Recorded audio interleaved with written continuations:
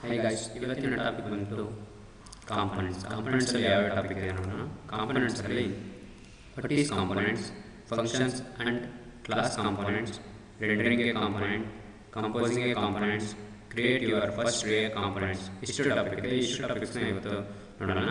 ಅದರಲ್ಲಿ ಫಸ್ಟ್ ಬಂದ್ಬಿಟ್ಟು what is components. Components ಅಂದರೆ ಏನಪ್ಪ ಅಂದರೆ React components are independent and reusable code. They are the building block of any React application.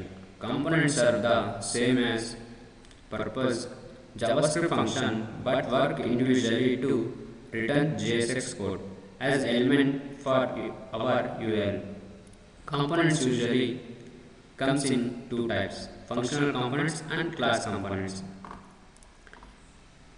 React component ಯಾವ ಥರ work ಮಾಡುತ್ತಪ್ಪ ಅಂತಂದರೆ ಇವು ಜಾವಾಸ್ಕ್ರಿಪ್ಟ್ ಥರನೇ ವರ್ಕ್ ಮಾಡುತ್ತೆ, ಆದರೆ ಪ್ರತ್ಯೇಕವಾಗಿ ವರ್ಕ್ ಮಾಡುತ್ತೆ ಮತ್ತು ನಮಗೆ HTML ಅನ್ನು ರಿಟರ್ನ್ ಮಾಡುತ್ತೆ.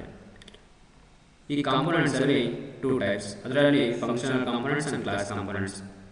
ನಾವು ರಿಯಾಕ್ಟ್ ಕಾಂಪೊನೆಂಟ್ಸಲ್ಲಿ ನಾವು ಫಂಕ್ಷನಲ್ ಕಾಂಪೊನೆಂಟ್ಸ್ನ ಹೆಚ್ಚಾಗಿ ಬಳಸ್ತೀವಿ. ಫಂಕ್ಷನಲ್ ಕಾಂಪೊನೆಂಟ್ಸ್ ಅದರ ಬಗ್ಗೆ ತಿಳ್ಕೊಳ್ಳೋಣ. ಫಂಕ್ಷನಲ್ ಕಾಂಪೊನೆಂಟ್ಸ್ ಅಂದರೆ ಫಂಕ್ಷನಲ್ ಕಾಂಪೊನೆಂಟ್ಸ್ ಕೂಡ HTML ಅನ್ನು ರಿಟರ್ನ್ ಮಾಡುತ್ತೆ. ಇವರು ಕ್ಲಾಸ್ ಕಾಂಪೊನೆಂಟ್ ಥರನೇ ವರ್ಕ್ ಮಾಡುತ್ತೆ. ಬಟ್ ಈ ಫಂಕ್ಷನಲ್ ಕಾಂಪೊನೆಂಟ್ಸ್ನ ಜಾಸ್ತಿ ಏನಕ್ಕೆ ಯೂಸ್ ಮಾಡ್ತೀವಪ್ಪ ಅಂತಂದರೆ ಇದು ಬರೆಯೋದಕ್ಕೂ ಸುಲಭ ಮತ್ತು ಅರ್ಥ ಮಾಡ್ಕೊಳ್ಳೋದಕ್ಕೂ ಸುಲಭ, ಕಡಿಮೆ ಕೋಡಲ್ಲಿ ಬರೀಬೋದು.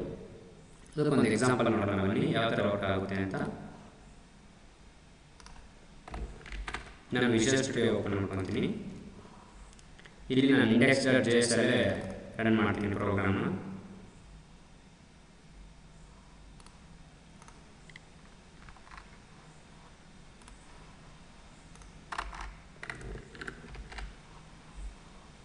ನಾನು ಈ ಪ್ರೋಗ್ರಾಮ್ನ ರನ್ ಮಾಡ್ತೀನಿ.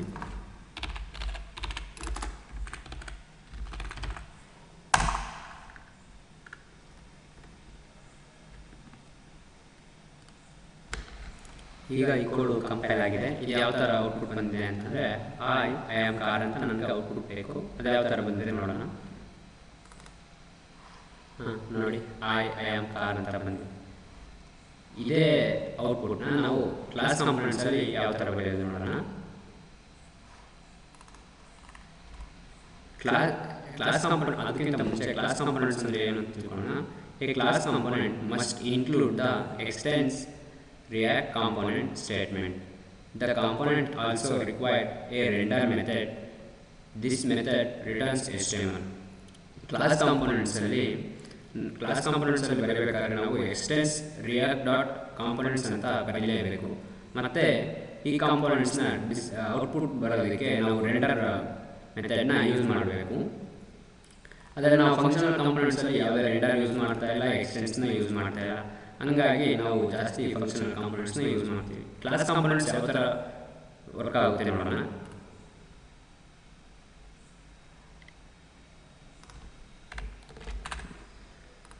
ನಾನು ಇದನ್ನೇ ಇದರಲ್ಲೇ ವರ್ಕ್ ಮಾಡ್ತೀನಿ. index.js ಅಲ್ಲೇ ನಾನು ಇದನ್ನು ಕಮೆಂಟ್ ಮಾಡ್ತೀನಿ ಫಂಕ್ಷನಲ್ ಕಾಂಪೊನೆಂಟ್ಸ್ನ. ಈಗ ನಾನು ಇಲ್ಲಿ ಕ್ಲಾಸ್ ಕಾಂಪೊನೆಂಟ್ಸ್ ಬರ್ಕೊಂಡಿದ್ದೀನಿ ನೋಡಿ. Class car extends react components, ಇಲ್ಲಿ ರೆಂಡರ್ ಬರ್ಕೊಂಡಿದ್ದೀನಿ, ಅದಾದಮೇಲೆ ರಿಟರ್ನ್ ಬರ್ಕೊಂಡಿದ್ದೀನಿ. ಇಲ್ಲಿ ನೋಡಿ ಫಂಕ್ಷನಲ್ ಕಾಂಪೊನೆಂಟ್ಸಲ್ಲಿ ಯಾವುದೇ ರೆಂಡರ್ ಬರ್ಕೊಂಡಿಲ್ಲ. ನನಗೆ ಸೇಮ್ ಅವಾಗಲೇ ಯಾವ ಥರ ಬಂದಿತ್ತು ಐ ಆಮ್ ಕಾರ್ ಅಂತ ಬಂದಿತ್ತು, ಇವಾಗಲೂ ಅದೇ ಥರನೇ ಔಟ್ಪುಟ್ ಬರುತ್ತೆ ನೋಡಿ. ಬೇಕಂದರೆ ನಾನು ಚೇಂಜ್ ಮಾಡ್ತೀನಿ, ಐ ಆಮ್ ಕಾರ್ 2 ಅಂತ ಚೇಂಜ್ ಮಾಡ್ತೀನಿ. ನೋಡಿ ನನಗೆ ಔಟ್ಪುಟ್ ಐ ಆಮ್ ಕಾರ್ 2 ಅಂತ ಬಂದಿದೆ. ಹಂಗಾಗಿ ನಾವು ಜಾಸ್ತಿ ಫಂಕ್ಷನಲ್ ಕಾಂಪೊನೆಂಟ್ಸ್ನ ಯೂಸ್ ಮಾಡ್ತೀವಿ, ಕ್ಲಾಸ್ ಕಾಂಪೊನೆಂಟ್ಸ್ನ ಯೂಸ್ ಮಾಡಲ್ಲ. ನೆಕ್ಸ್ಟ್ ಬಂದುಬಿಟ್ಟು rendering a component. Rendering a component ಅಂದರೆ it will use to print code also called built in display function.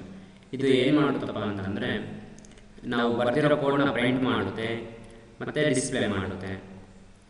ಅದಕ್ಕೂ ಸೇಮ್ ಎಕ್ಸಾಂಪಲ್ ನಾವೀಗ ರನ್ ಮಾಡಿರಲ್ಲ ಅದೇ ಥರನೇ. ನೆಕ್ಸ್ಟ್ ಬಂದುಬಿಟ್ಟು composing components. Functional composing components ಅಂತ ಅಂದರೆ ಕಾಂಪೊನೆಂಟ್ಸ್ ಅನ್ನು ಔಟ್ಪುಟ್ನಲ್ಲಿ ಇತರೆ ಕಾಂಪೊನೆಂಟ್ಸ್ಗಳಲ್ಲಿ ಬರೆಯಬಹುದು. ಯಾವ ಥರ ಅಂತಂದರೆ ನಾವು ಇಲ್ಲಿ ನೋಡಿ ಫಂಕ್ಷನ್ಸ್ ಅಂತ ಬರೆದಿದೆ. ಫಂಕ್ಷನ್ ವೆಲ್ಕಮ್, ಇಲ್ಲಿ ಪ್ರಾಪ್ಸ್ನ ಇಂಪೋರ್ಟ್ ಮಾಡಿ ಪ್ರಾಪ್ಸ್ನ ಕಳಿಸ್ತಾ ಇದ್ದೀವಿ. ಮತ್ತು ಇಲ್ಲಿ ನೋಡಿ ಆ್ಯಪ್ ಅಂತ ಬರೆದ್ಬಿಟ್ಟು ಇಲ್ಲೇ ನಾವು ಮತ್ತೆ ಈ ಫಂಕ್ಷನ್ ಯೂಸ್ ಮಾಡ್ತಾ ಇದ್ದೀವಿ. ನಾವು ಫಂಕ್ಷನ್ ಒಳಗಡೆ ಫಂಕ್ಷನ್ ಯೂಸ್ ಮಾಡೋದನ್ನೇ ಕಂಪೋಸಿಂಗ್ ಕಾಂಪೋನೆಂಟ್ಸ್ ಅಂತ ಕರೀತಾರೆ. ಇದು ಯಾವ ಥರ ವರ್ಕ್ ಆಗುತ್ತೆ ನೋಡೋಣ.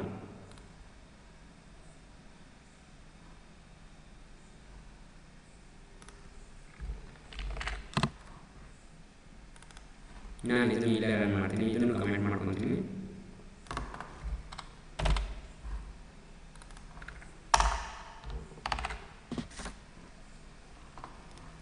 ಯಾವ ಥರ ಬರುತ್ತೆ ನೋಡಿ. ನನಗೆ hello Sara, hello Chahal, hello ಎಡಿಟೆ ಅಂತ ಬರುತ್ತೆ ನೋಡಿ.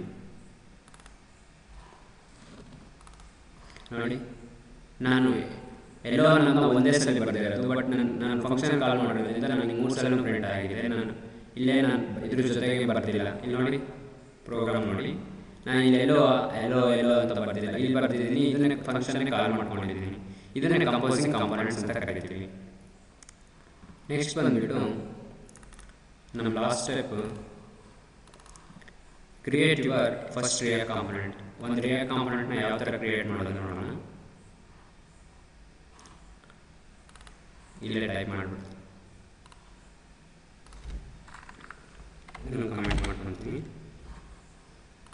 ಏನಿಲ್ಲ, ನಾವು ಫಂಕ್ಷನಲ್ಲಿ ಯಾವ ಥರ ಬರ್ತಿದ್ವೋ ಅದೇ ಥರ ಬರ್ಕೊಂಡು ಫಂಕ್ಷನ್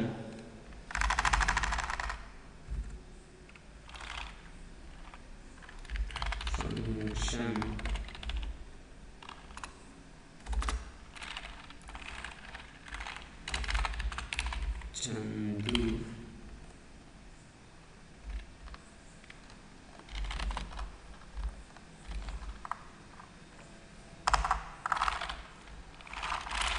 ಇಲ್ಲಿ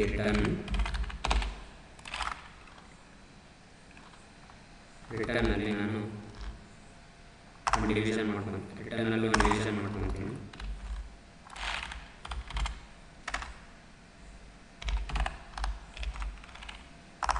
ಇಲ್ಲಿ ನಾನು H1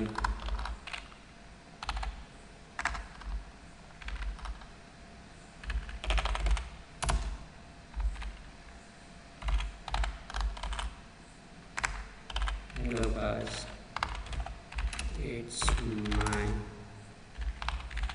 first React component program.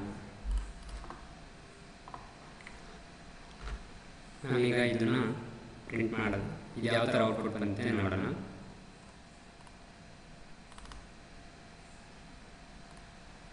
ಇಲ್ಲಿ ನಾನು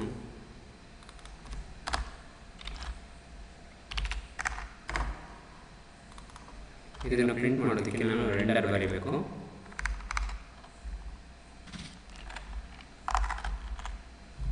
ರೆಂಡರ್ ಯಾವ ಥರ ಬರೆಯೋದಪ್ಪ ಅಂತಂದರೆ,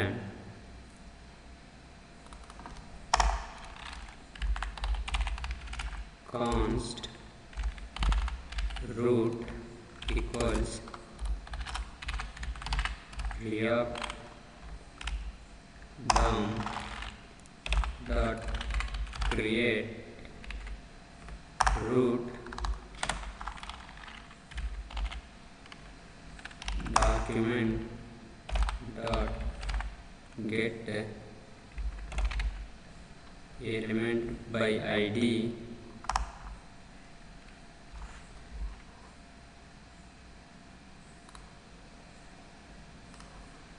ಇಲ್ಲೇ ಇದೆ ಅಲ್ವಾ, ನಾನು ಇದನ್ನೇ ಕಾಪಿ ಮಾಡ್ಕೊತೀನಿ.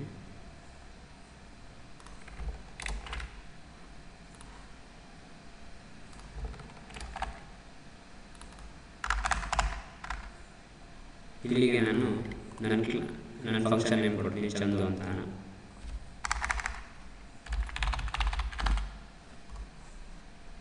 ಈಗ ಇದು ಯಾವ ಥರ ಪ್ರಿಂಟ್ ಆಗಿದೆ ನೋಡಿ. ನಾನಿಲ್ಲಿ ಫಸ್ಟು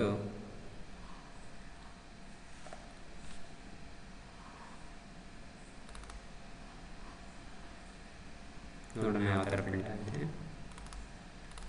ಏನು ಬರ್ತಾ ಇಲ್ಲ, ಏನು ಎರರ್ ಬರ್ತಾ ಇದೆ. ಏನು ಎರರ್ ನೋಡೋಣ.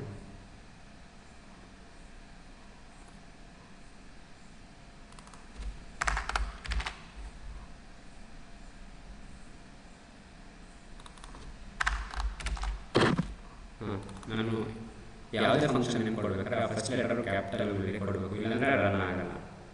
ನೋಡಿ ಈಗ ನನಗೆ ಯಾವ ಥರ hello guys it's my first React component program ಬಂದಿದೆ ನನ್ನ ಔಟ್ಪುಟ್ಟು. ಇದೇ ಥರನೇ ನಾವು index.js ರನ್ ಮಾಡ್ಬೋದು. ಇಲ್ಲಿ ಎರಡರ ಆಪ್ಷನ್ನ ಇಟ್ಕೊಂಡ್ಬಿಟ್ಟು. Okay guys, thank you.